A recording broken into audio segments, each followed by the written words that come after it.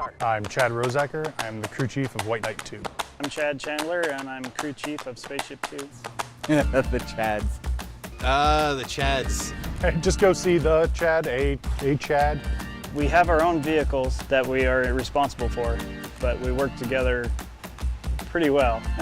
You know, sometimes there's more than one way to do things.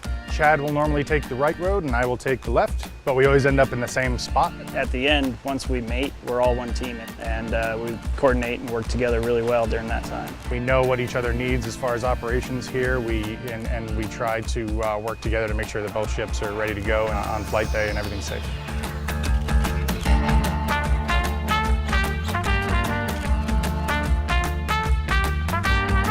A space wrench is an A&P mechanic, kind of the elite as far as being able to do both ground maintenance along with the launch and recovery of the vehicle during flight. So I love to tell people that I'm a spaceship mechanic because people are like, what? You know, they're like, what is that? Everyone's first reaction is, oh, I've never met a female aircraft mechanic before. And tell them, well, have you ever met a male aircraft mechanic? And they think about it and, well, I guess I haven't.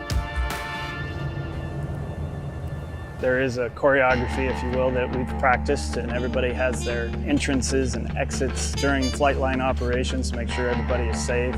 The more you standardize, the more you choreograph, the more everybody knows exactly what they're doing, the safer you're going to end up being. We're going through the rehearsal now, and then the new thing is we have customers coming out, getting onto the vehicle and getting them integrated into our rehearsal.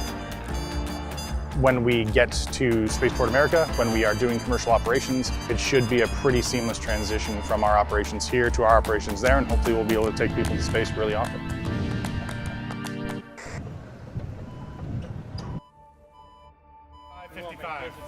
Everybody in position at 5:55. The White Knight crew will come in at about 3:30 in the morning. We get together, we do the final pre-flight checks on White Knight. It's a big responsibility for them to have to release the vehicle. So they need to know everything that's happening, which they do.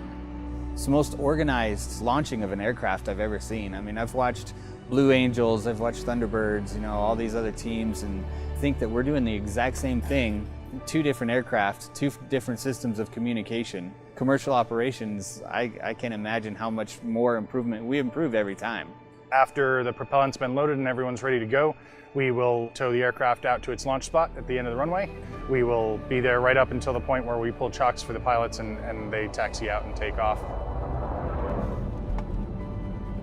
Integrity is #1 for us, and we've taken the time and effort over the years to develop a team and to hire a team that has flawless integrity. You have to have enough forethought to say, I'm putting my friends and coworkers in this aircraft. That takes a huge amount of integrity to do it right, and people really take pride in their work. Yeah, we put a lot, like a tremendous amount of work into this. Like, we're not kidding when we say blood, sweat, and tears, but on flight days, it makes it all worth it because you're just out there and you have you're like a parent, like beaming with pride. At the end of the day, everybody in this building, whether it be Virgin Galactic or the Spaceship company, everybody's working to the same goal, to get these 2 airplanes and our future aircraft flying, and they get to see our team out there being as professional as we can be, and we owe it to them to be professional.